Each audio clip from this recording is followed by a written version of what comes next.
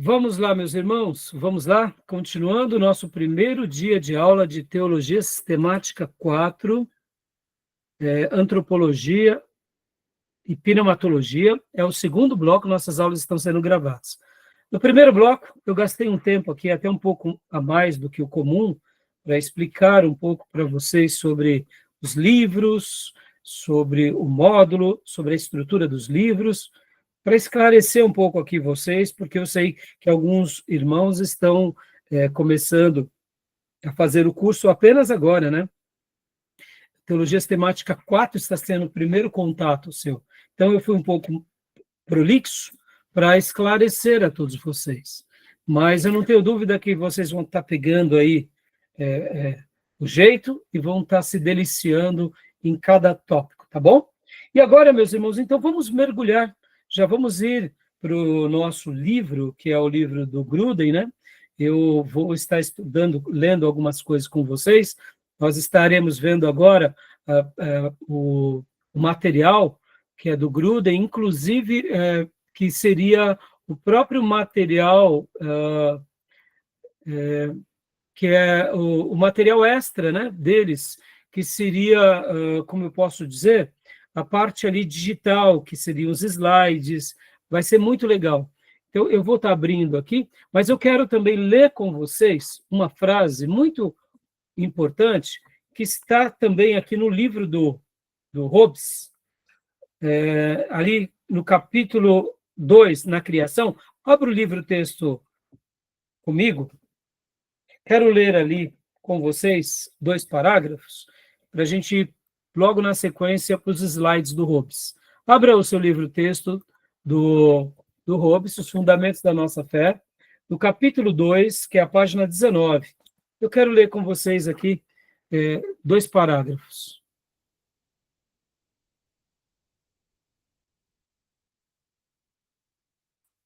Podem abrir página 19, irmãos. Vou compartilhar aqui com vocês.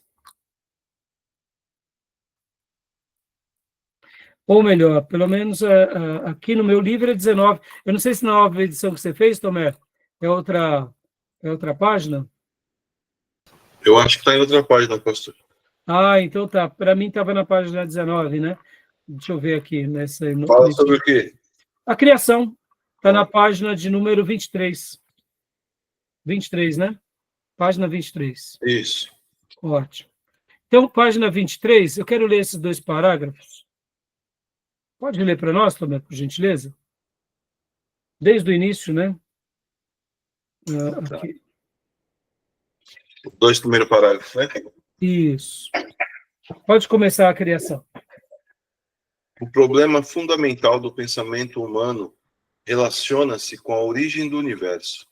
Foi essa a primeira questão que preocupou o intelecto grego.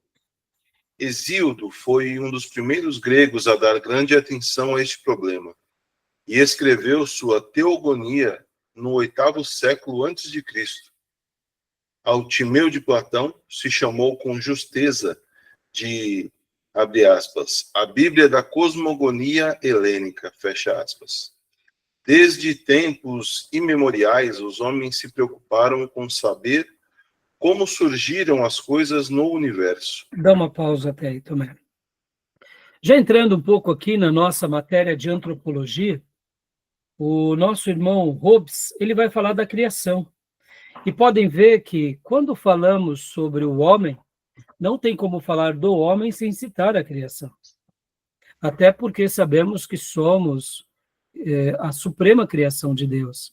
E é bem interessante que aqui o Hobbes, ele já começa citando que essa era uma discussão entre os próprios gregos. Olha aqui, os gregos, né, já tratavam desse assunto. Hesíodo escreve a Teogonia. E depois, aqui temos essa outra obra, Ao Timeu de Platão, né, que são 2 obras que estão tentando dialogar com as pessoas nos seus dias e com o mundo grego sobre como surgiram todas as coisas, ou o universo. Esse assunto da criação, esse assunto da nossa origem, não é algo nosso, é algo do gênero humano, né, irmãos? E é interessante a gente saber que essa discussão já era uma discussão muito debatida entre os pensadores no passado, né? E Hesíodo, assim como Heródoto, são escritores gregos que se perpetuaram na história humana. Conhecer um pouco sobre as suas obras é conhecer um pouco sobre, eu diria, não só a civilização grega, mas conhecer um pouco mais sobre a civilização ocidental, né? Porque a gente, querendo ou não, é muito influenciado pelo pensamento grego, romano e, consequentemente, o Ocidente nasce desse contexto, né?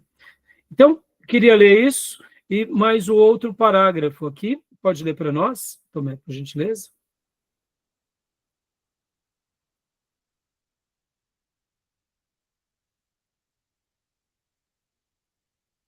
Tomé, está bloqueado o seu microfone. O problema da criação é um assunto que causa efeito. Buscamos a causa, qualquer efeito. Ao estudarmos a natureza, buscamos a causa imediata deste efeito. E seguindo o mesmo processo, esperamos alcançar um efeito que não tenha nenhuma causa natural ou visível. É justamente aqui que a ciência entra num beco sem saída. Além daí, a ciência não pode ir, a não ser com o salto da fé. Assim fez Moisés quando, 600 anos antes de Hesíodo, no princípio, Deus, Gênesis 1:1, as frases beco sem saída e o pulo da fé nos sugerem vários métodos de tratamento. Joia. Então, e aqui ele só faz essa síntese, né, mostrando, né, que era uma discussão antiga, e aqui ele já vai apontando para aquilo que de fato acreditamos, que é a revelação de Deus. Irmãos, nós que estudamos recentemente geografia bíblica, e principalmente geografia bíblica 2 com arqueologia, eu diria foi uma matéria muito enriquecedora, porque a gente trabalhou um pouco ali, principalmente na Mesopotâmia.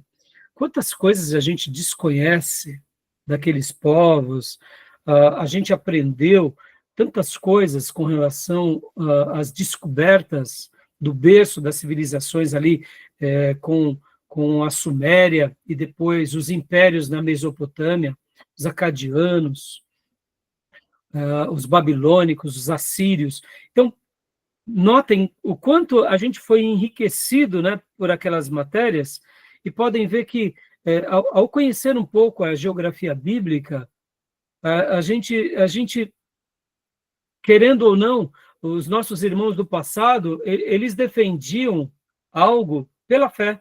Eles defendiam, olha, naquela região, provavelmente, foi ali onde existiu o Jardim do Éden, aquela região era onde era o lugar de Abraão, além do rio.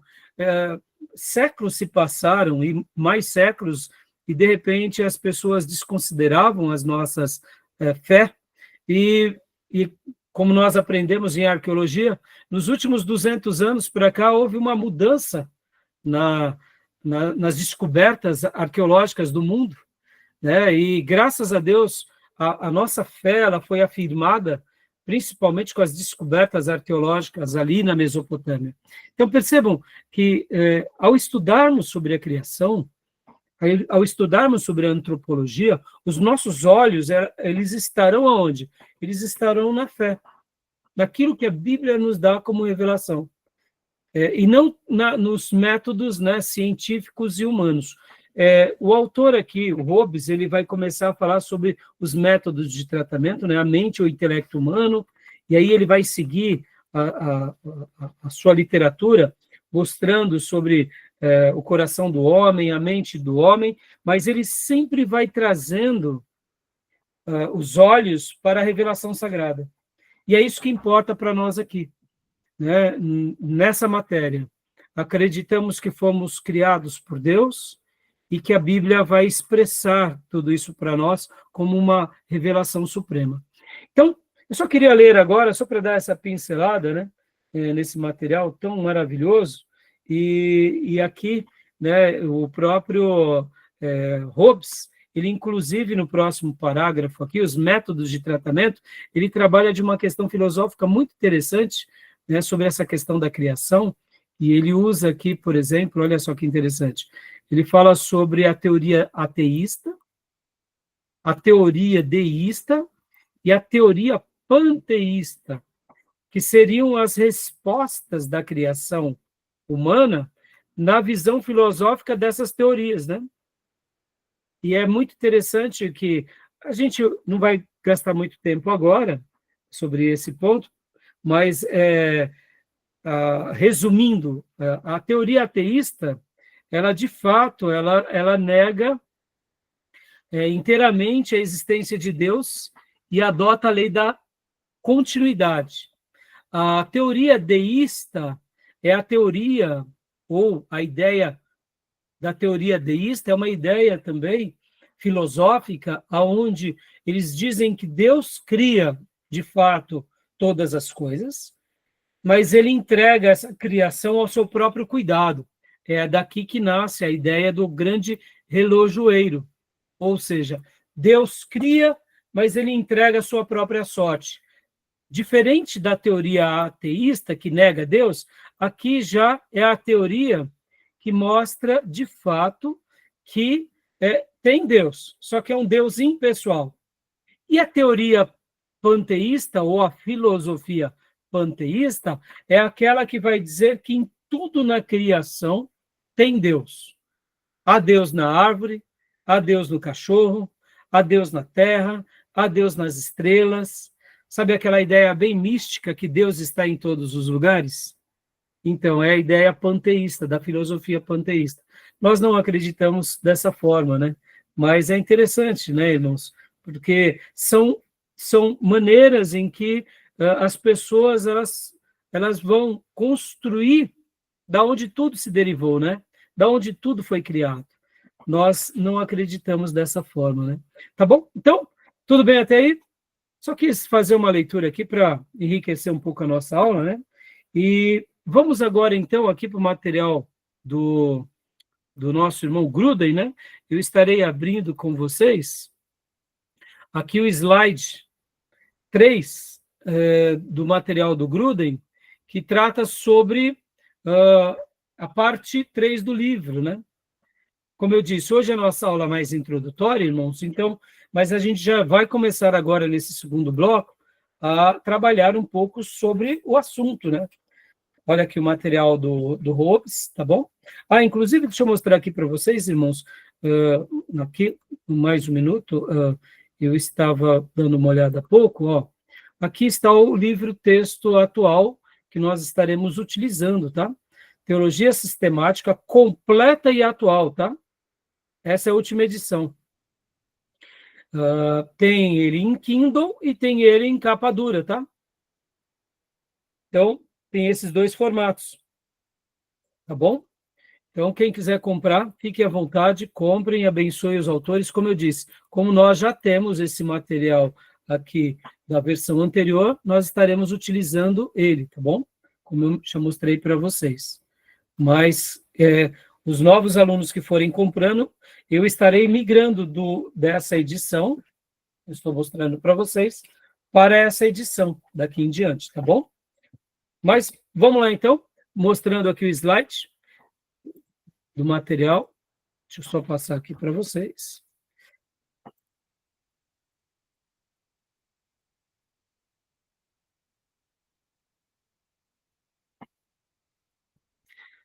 Teologia Sistemática Completa e Exaustiva, do Wayne Gruden, da Edições Vida Nova, né?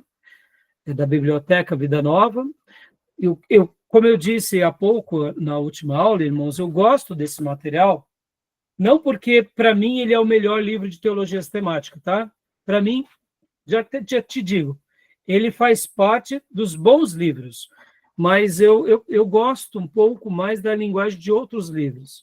No entanto, ele, didaticamente, pedagogicamente, ele é melhor. Por isso que eu utilizo ele, tá bom? é uma questão de gosto, né? Mas ele é um livro muito bom, mas eu não posso negar que os outros livros eu também tenho um apreço tão grande quanto se tivesse mais recursos didáticos, possivelmente eu usaria outro livro, tá bom? Mas não tem problema, porque a Vida Nova fez um excelente trabalho e o nosso irmão Gruden, ele realmente fez um excelente trabalho juntamente com a sua equipe, tem abençoado muitos alunos e muitas igrejas. Então, aqui, mostrando para vocês, né, a obra, né, a obra do Gruden, ela será baseada, como eu já mencionei para vocês, né, aqui, nesses 7 itens. Então, nós poderíamos dizer, assim como nós vimos há pouco, que a obra do nosso irmão, onde está? Aqui, do nosso irmão Hobbes, ela tem 13 capítulos, a obra do nosso irmão Gruden tem 7 grandes capítulos, ou 7 partes, né? Subdividida em muitos outros capítulos, tá bom? E nós estamos aqui, ó, a doutrina do homem, na parte 3, tá? Nós estaremos trabalhando agora nesses próximos 3 encontros, doutrina do homem, e depois os 7 outros encontros, a doutrina do Espírito Santo. Vai ser de 3 a 4 e depois de 7 ou 6, tá bom? Mas, no mínimo, teremos 10 encontros aqui nesse bloco, tá bom, meus irmãos? Então, continuando aqui, são esses temas, né, como a gente já viu. E agora aqui, a doutrina do homem, meus irmãos. Né? A doutrina do homem. Deixa eu falar uma coisa aqui para vocês, irmãos. Qual é a diferença? Deixa eu fazer uma pergunta aqui para vocês. Qual é a diferença entre bibliologia e teologia sistemática? Será que há diferença, já que ambas tratam de doutrina? Alguns seminários gostam de trabalhar sobre a matéria, por exemplo, bibliologia, ou seja, doutrinas bíblicas. Eu quero aqui usar a bibliologia na perspectiva de doutrinas bíblicas, tá? Qual é a diferença de doutrinas bíblicas e teologia sistemática? Tem alguma diferença? Será que há alguma diferença? O que vocês acham? Eu acho que sim. Então, me explica qual é. Porque, como você falou no começo, a teologia sistemática é a base. Lógico que eu não estou falando que a Bíblia não tem a base, né? A Bíblia não tem a base, mas a bibliologia, ela vai ser o estudo, tipo, dos livros, né? Dos livros que eu contei, porque bibliologia, no caso, seria o estudo dos livros que contém a Bíblia. Só que aí na teologia sistemática a gente vai estar estudando as bases das doutrinas. Certo. Algum irmão quer fazer alguma colocação além do irmão? O que vocês acham? Tem diferente, irmãos? Eu sei que aqui estamos aqui, ó, no item 2, nós estudamos aqui, aliás, no item 1, ó, a doutrina da palavra de Deus, tá vendo? A doutrina da palavra de Deus. Eu não estou me referindo à bibliologia nesse aspecto. Eu estou falando aqui como bibliologia, como as doutrinas bíblicas puras e simples. Há uma diferença entre doutrinas bíblicas puras e simples e teologia sistemática? O Diego disse que acha que sim. O que os irmãos acham? Tem, não tem? Não sabe? E não, isso daí. Eu acho que os dois, pastor, estão igual, acho. Eles estão iguais, coisa, né? Estudam a mesma coisa. A mesma coisa. A Bíblia e a palavra de Deus, e a sistemática, a teologia sistemática vai também trazer o estudo da palavra de Deus. Acredito sim, né? A irmã Miriam, o Diego não errou ao dizer que são coisas distintas, mas a irmã Miriam também não errou ao dizer que é a mesma coisa. Eu vou explicar aqui para vocês, eu não estou querendo reinventar a roda, tá, irmãos? Não é isso. não estou reinventando a roda. O Júnior já ouviu isso, talvez o Tomé em alguma aula do passado, mas eu estou querendo mostrar para vocês que há uma compreensão um pouco diferente. Pastor, posso... Pode falar, Tomé. Bibliologia não seria mais assim o estudo da composição dos livros, dos textos? Porque como que chama a outra que eu esqueci? Teologia sistemática. A sistemática, ela trata da doutrina. A bibliologia não trataria da composição mesmo da Bíblia, propriamente dito? Então, olha só que interessante. Vamos pegar aqui bibliologia, tá? Eu vou usar bibliologia na perspectiva de doutrinas bíblicas. Então, vamos falar sobre doutrinas bíblicas. Doutrinas bíblicas. Olha só.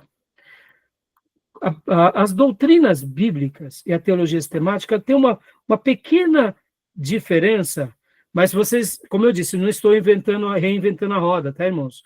Estou querendo mostrar para vocês algo, só para entender, porque hoje nós chamamos teologia sistemática. Porque o estudo da teologia sistemática, a gente vai estudar as doutrinas. Então, nenhum problema. Então, a teologia sistemática, ela não consegue existir sem as doutrinas. Tudo bem até aí?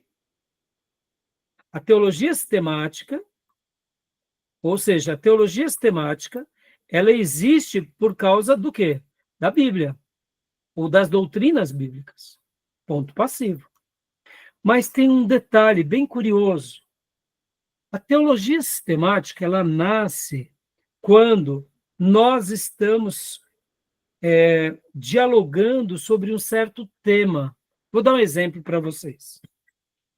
Vocês vão compreender, nunca mais vou esquecer essa diferença entre a teologia sistemática e as doutrinas bíblicas.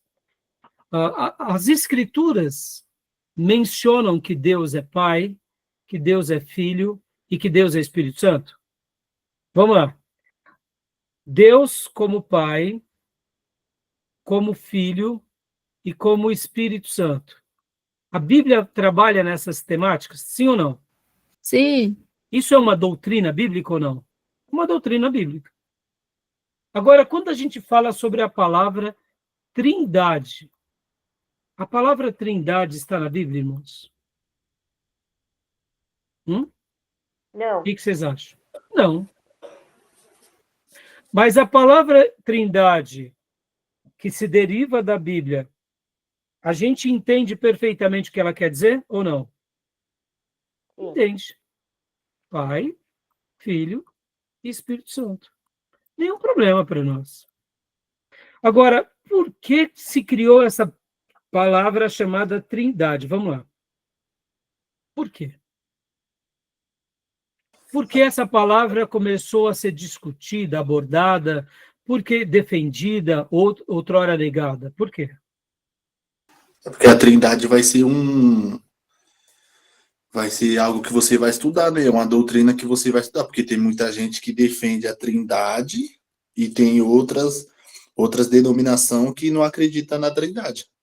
Então. Tem umas pessoas que falam que Jesus não é Deus, que o Espírito Santo é uma força. Aí, percebam, toda a teologia sistemática, ela está fundamentada em cima da teologia bíblica. Mas a construção dela se dá na história da igreja. Por exemplo, entre os apóstolos, eles não viram a necessidade de trazer a discussão naquela igreja recém-criada. Eles tinham a Deus como Pai, eles tinham a Jesus como Deus e tinham o Espírito Santo também como Deus. Para eles era tudo muito tranquilo. Durante várias décadas e até séculos, isso foi tranquilo para eles. Até o dia em que alguém questionou a pessoa de Jesus e falou que Jesus, por exemplo, não era Deus com o Pai. E outra pessoa questionou a pessoa do Espírito Santo. E aí começaram a criar essa heresia. E aí os pastores se reuniram e falaram, não, tem alguma coisa errada aqui. Mas de onde você tirou isso? Aí, aonde entram as discussões? Lembra que nós tratamos em algumas aulas, principalmente os irmãos que fizeram aqui conosco, a história eclesiástica, é aí onde nascem os grandes concílios, os sínodos, que eram os momentos em que o povo de Deus sentava, porque um pastor de tal região estava negando a pessoa de Jesus. E aí onde entram essas discussões teológicas. É aí onde nascem os credos.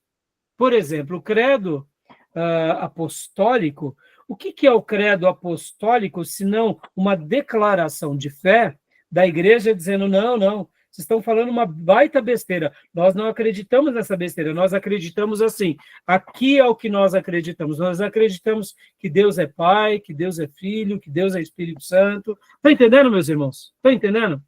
Então, quando se cria essa discussão num sínodo ou num concílio, ou quando se crava uma estaca sobre uma doutrina, o que nós estávamos fazendo naquele momento de trazer a igreja e a liderança da igreja de volta para a palavra de Deus?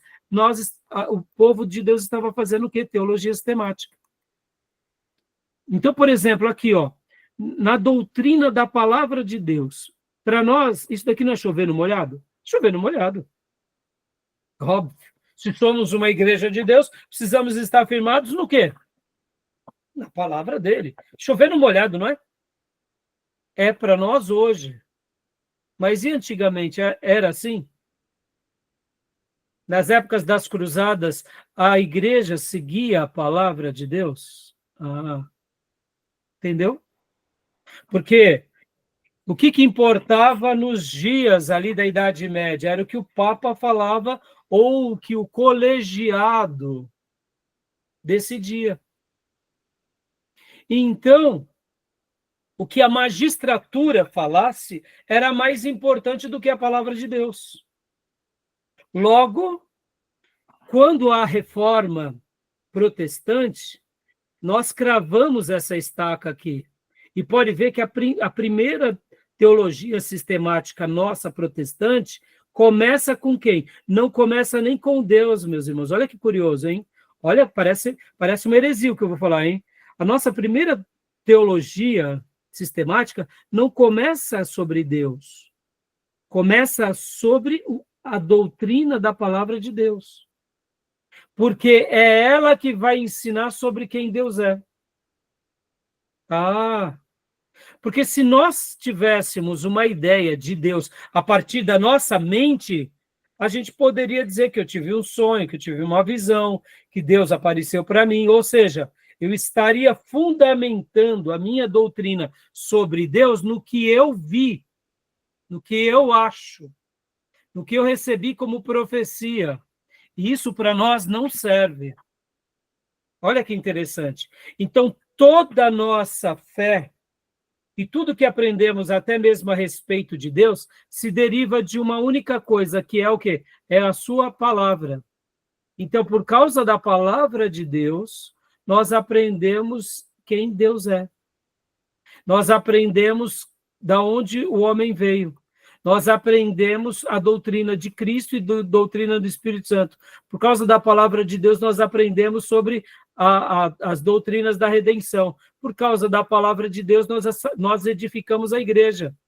E por causa da palavra de Deus, nós deixamos claro o quê? A doutrina do futuro, das últimas coisas. Percebam que, para nós, somos o povo de um livro só. Estão entendendo? Então, essa afirmação que nós tivemos que fazer na história, como eu disse, para nós, igreja protestante, é chover no molhado. Mas percebam que na história, logo depois, ali no início da Idade Média para cá, isso daqui foi esquecido.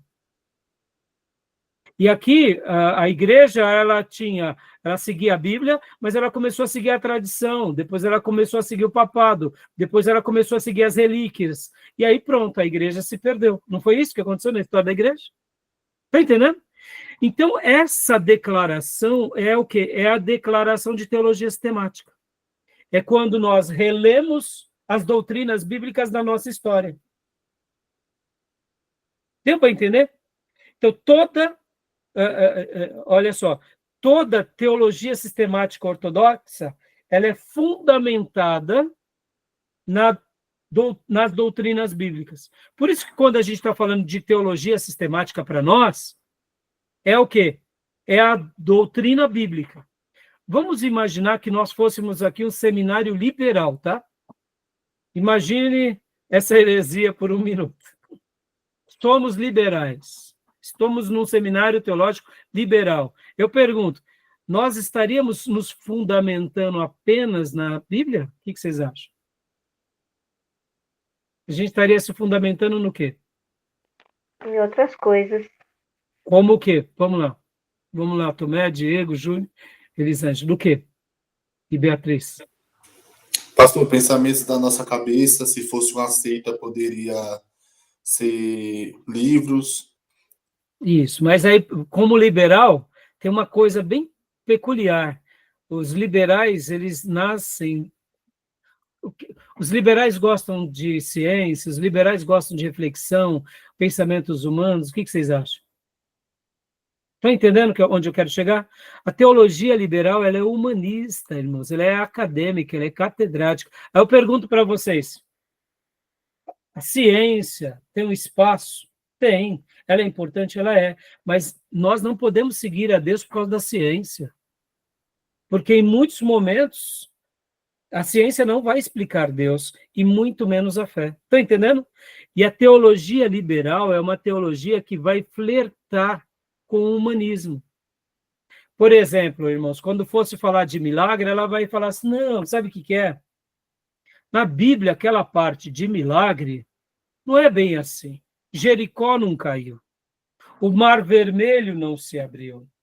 Essa ideia de que Jesus ressuscitou não é bem assim. Estão entendendo? Então, percebam, se nós fôssemos um seminário liberal, nós teríamos a Bíblia, mas nós teríamos também o quê? As faculdades humanas, a ciência, a filosofia. Está entendendo? Como base. Isso serve para nós? Não. Então, repito, numa teologia sistemática ortodoxa, nós vamos aonde, irmãos? Nós nos preocupamos apenas com as Escrituras. E nós avaliamos a história. Como assim, pastor? Vamos lá. Só para... Está ficando confuso, irmãos? Está dando para vocês entenderem isso? Ou não? Me perguntem, eu quero... Pastor, eu estou compreendendo. Você está compreendendo? Vocês estão compreendendo? Está dando, Tomé, irmã Miriam, Sim, tem uma Beatriz, Elisângela? Por que eu estou falando isso tudo? Estou gastando esse tempo com vocês? Porque eu quero explicar para vocês o quê? Isso daqui parece chover no molhado, mas porque hoje nós amamos a Bíblia. Mas vem cá, meus irmãos, quando vem a teologia da prosperidade, quando vem a teologia mercantilista, ela nos tenta ou não? Claro que tenta. Quem é que quer ser pobre por resto da vida, meus irmãos? Eu prefiro ser um profeta nos palácios do que lá com o João Batista, comendo gafanhoto e mel. Oxe, você acha que eu sou burro? Ninguém é burro. Todo mundo prefere o quê? Conforto. Agora, nas páginas da nossa Bíblia, a teologia da prosperidade humana não coaduna. É uma grande heresia e aberração. A prosperidade de Deus não tem nada a ver com essa prosperidade mundana que muitas igrejas se enveredaram. Estão entendendo? Então, notem, parece bobeira, mas se a gente não tiver olhos firmes nas Escrituras, a gente se envereda.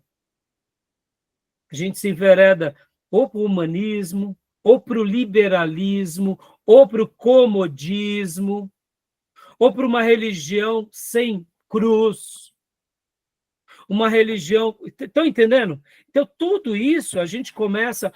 Por exemplo, irmãos, essa questão hoje, né, da homoafetividade que os pastores não podem falar, porque senão metade da igreja vai embora.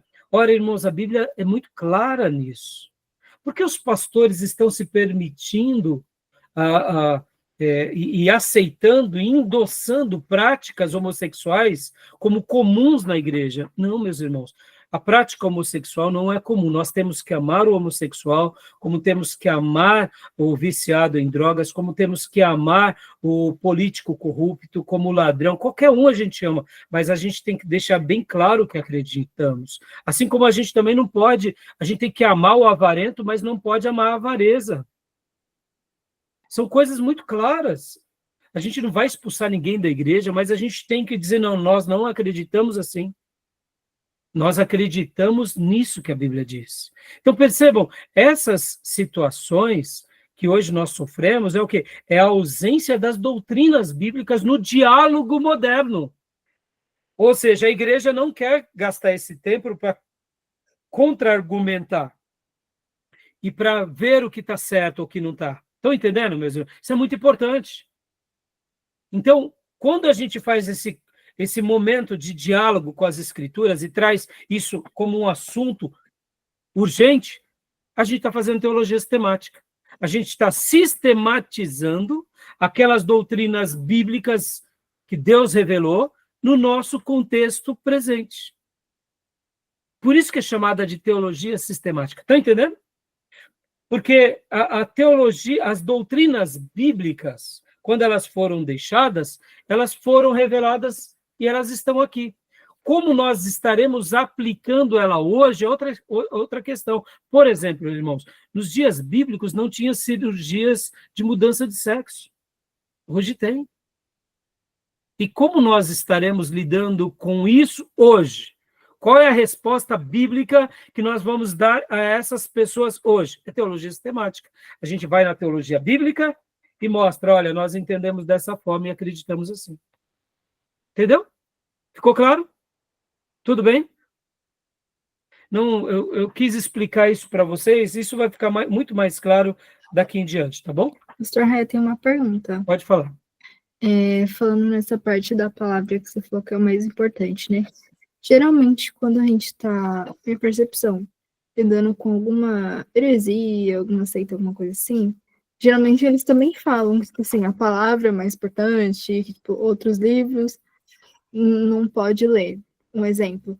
Mas a partir disso também que surgem as heresias, né? Tipo assim, da própria palavra, da própria Bíblia, uma interpretação errada. Então, não é só o fato de, tipo, a pessoa tá lendo um outro livro de apoio, como que a gente está fazendo, ou qualquer outro livro de heresia, como, por exemplo, os Mormons. E também a pessoa está lendo a Bíblia, tipo assim, de uma forma equivocada, é a mesma coisa, né? Sim, mas você pode notar, Beatriz, que o nosso grande foco, e é isso que é legal a sua pergunta, é o quê? É voltar às Escrituras. Nós deixamos todos os outros livros em segundo, terceiro nível e voltamos para as Escrituras, porque o que ela nos diz é o que nos importa. Nas seitas, não. As seitas, elas dizem que é a palavra de Deus, mas elas têm os seus livros de apoio que elas não soltam. Porque no dia que elas soltarem, elas deixam de existir. Por exemplo, no dia que os mormons deixarem os livros deles, eles se tornam cristãos. No dia que os testemunhos de Jeová deixarem os livros deles, da Sentinela e da Torre de Vigia e etc e tal, eles viram cristão. No dia que o catolicismo deixar toda a magistratura e tradição católica, eles voltam a ser cristãos. Por isso que o nosso grande desafio é esse, é voltar-se às doutrinas da palavra de Deus. Porque é o que importa para nós como resposta.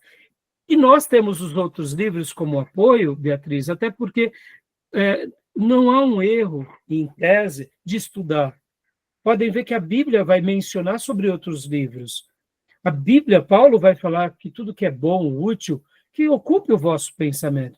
Mas qual é o livro dos livros para nós? Essa é a questão. Então, nós estamos usando aqui um livro de apoio, Beatriz, sim, mas hipoteticamente, tá? Lutero usou esses livros de apoio para fazer a reforma? Não. O que ele usou? Ele usou a Bíblia. Se nós formos estudar os pré-reformadores antes de Lutero, Beatriz, o que eles usaram? Eles usaram a Bíblia. Vamos lá. Nos primeiros 300 anos da igreja primitiva, eles usaram o quê? As Escrituras. E na patrística, o que os pais da igreja faziam? Se debruçava sobre o quê? As Escrituras. É isso que a gente quer. Nós queremos as Escrituras. Por isso que, ao ensinar teologia para vocês aqui, a gente está lendo várias obras, obras batistas.